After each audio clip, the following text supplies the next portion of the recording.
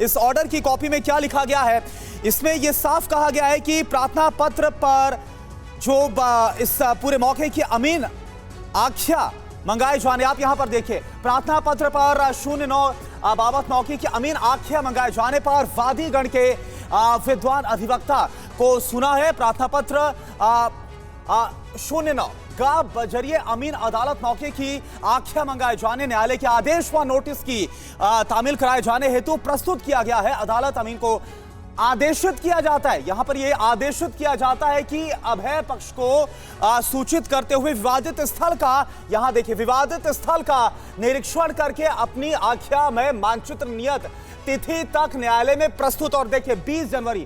जनवरी की तारीख है, 20 जनवरी 2023 तक यह सुनिश्चित करना है, तदनुसार वादीकरण आवश्यक पैरवी अंदर 3 दिन करे। तो ये जो ये आदेश जारी किया गया, ये जो आदेश की कॉपी है इस वक्त हमने आपको दिखाया, एक बार फिर से आपको बता दे, जो शैलेश दुबे है जो कि हिंदू पक्ष के वकील है, उनकी तरफ से बताया भी गया कि ये बात रखी गई कि 1968 में श्री कृष्ण जन्मस्थान सेवा संघ बनाम शाही ईदगाह के बीच जो समझौता हुआ उसे अवैध बताते हुए निरस्त किए जाने की मांग की गई है। और अब इसी की बात, क्योंकि जो दावा किया गया था, जो याचिका लगाई गई थी, हिंदू पक्ष का जो दावा है, उसके बाद अब ये जो आदेश है वो जिला अदालत की तरफ से दिया गया है। तो देखिए, ज्ञानवापी परिसर की तरह ही, वाराणसी के ज्ञानवापी परिसर की तरह ही अब इस मामले में भी सर्वे का आदेश दिया गया है। 20 जनवरी तक रिपोर्ट को सौंपा जाना है। जो हिंदू पक्ष है वो इस बात का दावा कर रहा है कि जो शाही ईदगाह है वहां पर स्वास्तिक का चिन्ह, मंदिर होने के प्रतीक के साथ मस्जिद के नीचे भगवान का गर्भगृह, तमाम जो बातें हैं वो कही जा रही है। और 1968 का जो समझौता है बाकायदा उसे ना मानने की बात कही गई है, अवैध बताया गया है और इसे निरस्त करने की मांग की गई है। जो ये आदेश दिया गया, लगातार आप देखिए टीवी स्क्रीन पर हम आपको दिखा रहे हैं, जो आदेश दिया गया उसके ऑर्डर की जो कॉपी है वो इस वक्त आपके सामने एक्सक्लूसिव ऑर्डर की कॉपी TV9 भारतवर्ष पर, और ये आपको इसमें साफ लिखा गया है कि विवादित स्थल का निरीक्षण करके बाकायदा जो नियत तिथि है उसे न्यायालय में प्रस्तुत किया जाए। पीयूष पांडे इस वक्त हमारे साथ दिल्ली से लाइव जुड़े हुए। पीयूष, ये बताइए, जिस तरह से ज्ञानवापी परिसर में हमने देखा कि किस तरह से जो हिंदू पक्ष है उसकी इस लिहाज से बड़ी जीत हुई जब सर्वे का आदेश दिया गया, कुछ उसी तरह से यहां पर भी सर्वे की बात कहकर किस तरह से लिया जाएगा, कितनी बड़ी जीत के तौर पर हिंदू पक्ष के लिए?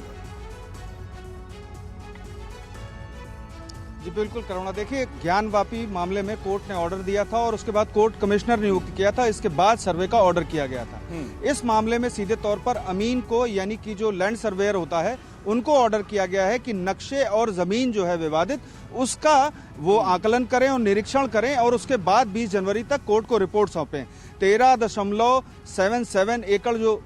भूमि है उसका पूरा निरीक्षण वो करेंगे और उसके बाद जो दावा किया गया है याचिका में उसके आधारों पर गौर करेगी अदालत, और उस आधार पर कोर्ट आगे इस मामले में विचार करेगी और उसके अनुरूप ही आदेश जारी करेगी। जी करुणा। अच्छा, इसके बारे में भी कोई जानकारी पीयूष की किस तरह से इस पूरे सर्वे को किया जाएगा, क्योंकि उस दौरान जैसा आपने खुद जानकारी दी कि कोर्ट कमिश्नर नियुक्त किया गया था, किस तरह सर्वे को आगे बढ़ाया जाएगा? 20 तारीख की जो 20 जनवरी की तारीख है वो तय की गई है जब पूरी रिपोर्ट को सौंपा जाना है, यानी कि वक्त भी बहुत ज्यादा नहीं है।